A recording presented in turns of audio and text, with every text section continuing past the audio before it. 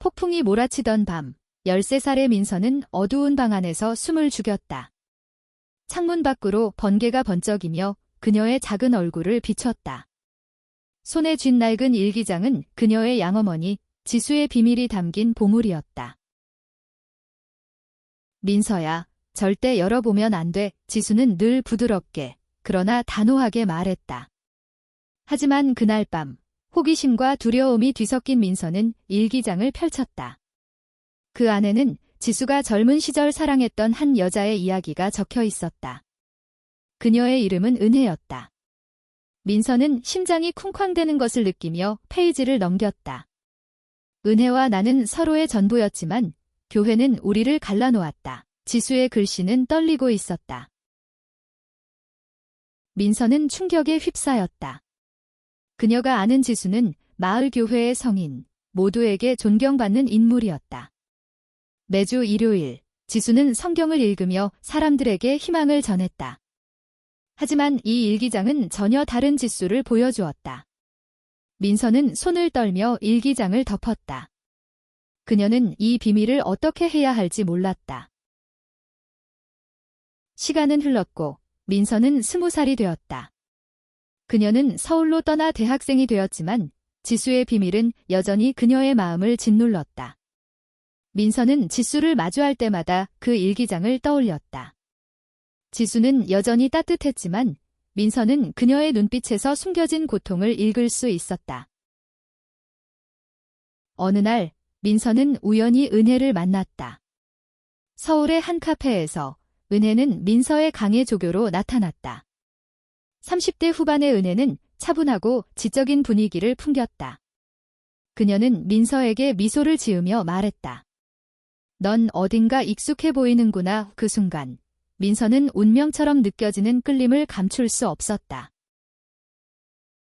민서는 은혜와 가까워질수록 지수의 일기장이 떠올랐다. 은혜는 민서에게 자신의 과거를 조금씩 털어놓았다. 나는 한때 누군가를 깊이 사랑했지만 세상이 우리를 받아주지 않았어. 은혜의 목소리는 담담했지만 민서는 그녀의 눈에서 깊은 상처를 보았다. 민서는 지수와 은혜의 과거를 알아야겠다고 결심했다.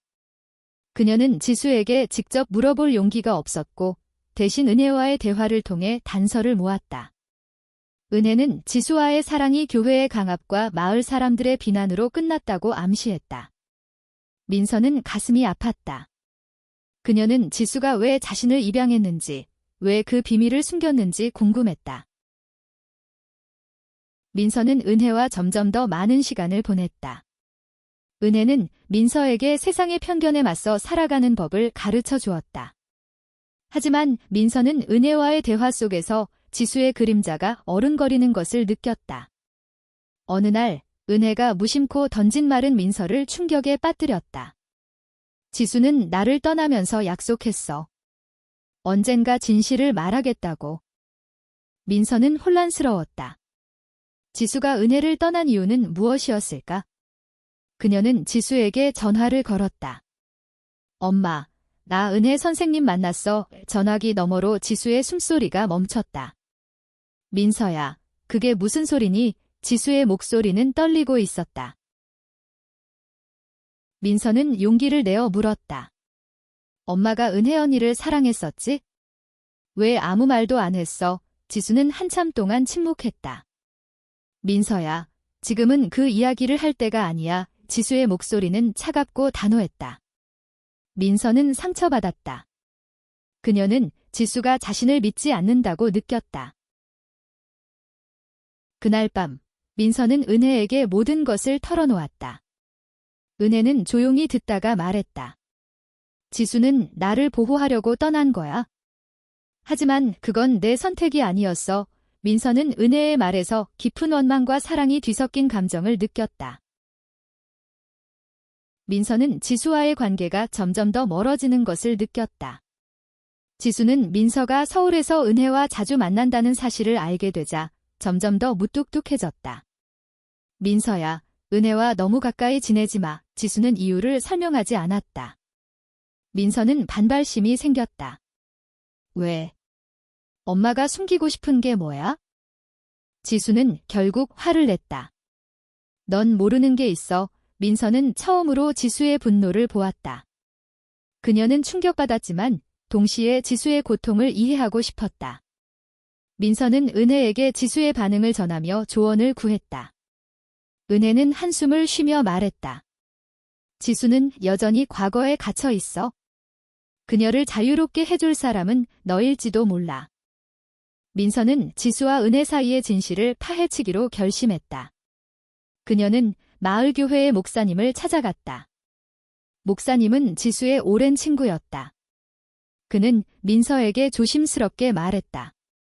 지수는 신앙과 사랑 사이에서 갈등했어. 그녀는 너를 입양하면서 새로운 삶을 시작하려 했지만 과거는 쉽게 잊히지 않아. 민서는 교회 기록을 뒤지기 시작했다. 그녀는 지수와 은혜가 20대 초반에 마을에서 함께 봉사활동을 했다는 사실을 알게 되었다. 당시 교회는 두 사람의 관계를 눈치채고 강하게 반대했다.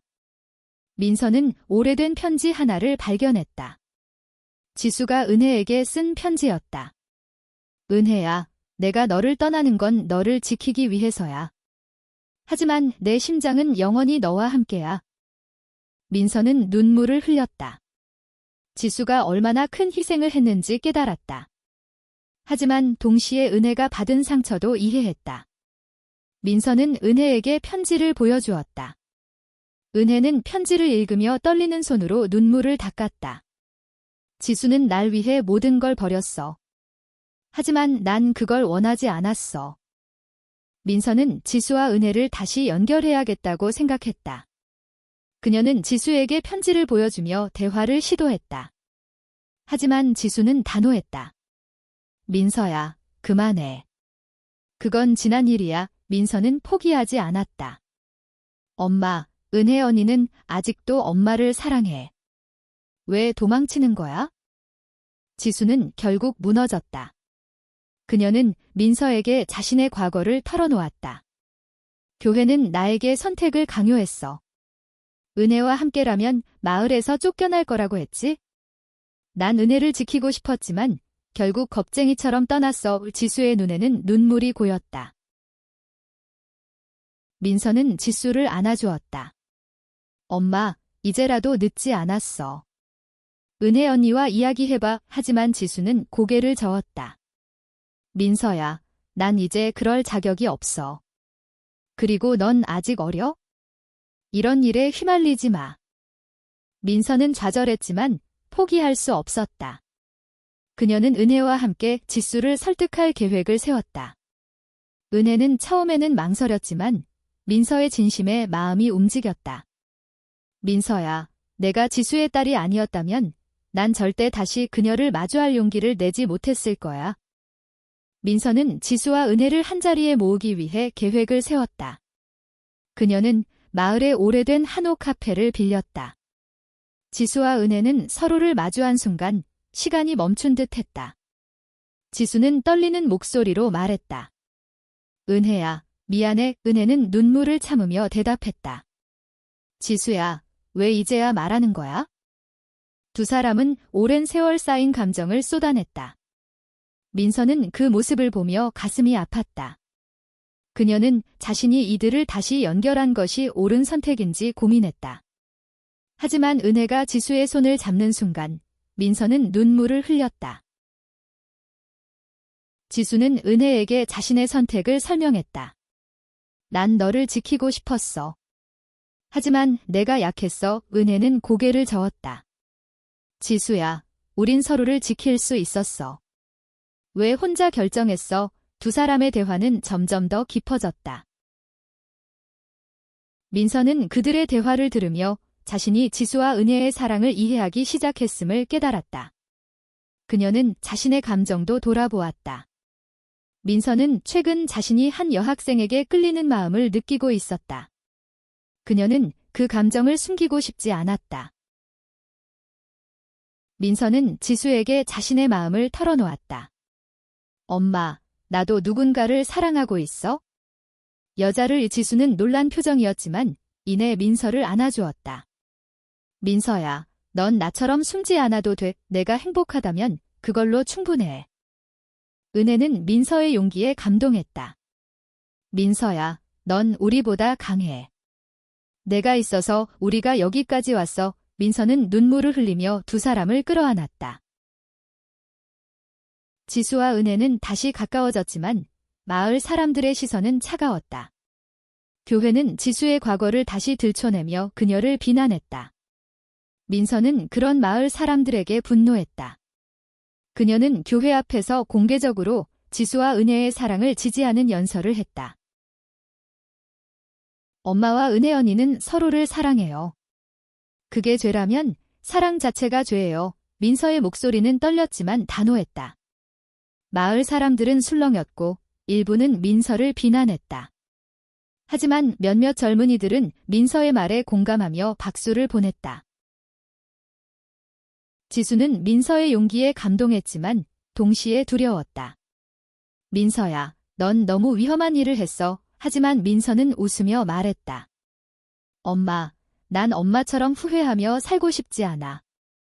은혜는 민서의 행동에 힘을 얻었다. 그녀는 지수에게 말했다. 지수야, 우리 이번엔 도망치지 말자. 지수는 눈물을 흘리며 고개를 끄덕였다. 민서는 자신의 사랑도 마주하기로 결심했다. 그녀는 대학 동기인 소연에게 자신의 마음을 고백했다. 소연은 민서의 고백에 놀랐지만 이내 미소를 지으며 손을 잡았다. 민서야, 나도 너를 좋아해. 지수와 은혜는 마을을 떠나 서울에서 새 삶을 시작했다. 그들은 작은 카페를 열었고 민서와 소연은 자주 그곳을 찾았다. 카페는 점차 다양한 사람들의 안식처가 되었다. 특히 사랑의 형태로 인해 상처받은 이들이 그곳에서 위로를 얻었다. 민서는 지수와 은혜의 사랑이 자신에게 용기를 주었음을 깨달았다. 그녀는 소연과 함께 자신의 정체성을 당당히 드러내며 살았다. 하지만 사회의 편견은 여전히 그들을 괴롭혔다. 민서는 그런 편견에 맞서기 위해 소셜미디어에서 자신의 이야기를 공유했다. 민서의 이야기는 많은 이들에게 영감을 주었다. 그녀는 지수와 은혜의 과거를 다룬 다큐멘터리를 만들기로 결심했다. 다큐멘터리는 큰 반향을 일으켰고 많은 이들이 그들의 사랑에 공감했다. 지수는 민서를 보며 말했다. 민서야, 넌 내가 하지 못했던 일을 해냈어. 민서는 웃으며 대답했다. 엄마, 이건 우리 모두의 이야기야. 몇 년 후, 민서와 소연은 결혼식을 올렸다. 지수와 은혜는 그들의 곁에서 눈물을 흘리며 축하했다. 결혼식은 작았지만 사랑으로 가득했다. 마을의 몇몇 사람들은 여전히 그들을 비난했지만 민서는 더 이상 그들의 말에 흔들리지 않았다. 지수와 은혜는 자신들의 사랑을 공개적으로 인정했다. 그들은 교회와 마을의 비난을 이겨내고 서로를 위해 살아가기로 했다. 민서는 그들의 모습을 보며 가슴이 벅찼다. 다큐멘터리는 국제적인 상을 받았고 한국 사회에서 LGBT 문제에 대한 논의를 불러일으켰다.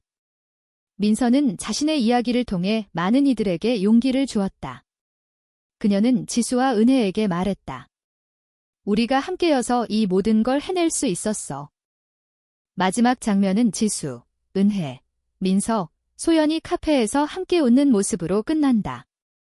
그들의 웃음은 세상의 편견을 넘어선 사랑의 승리였다. 민서는 일기장을 펼치며 생각했다. 이건 우리의 이야기야. 그리고 이 이야기는 계속될 거야.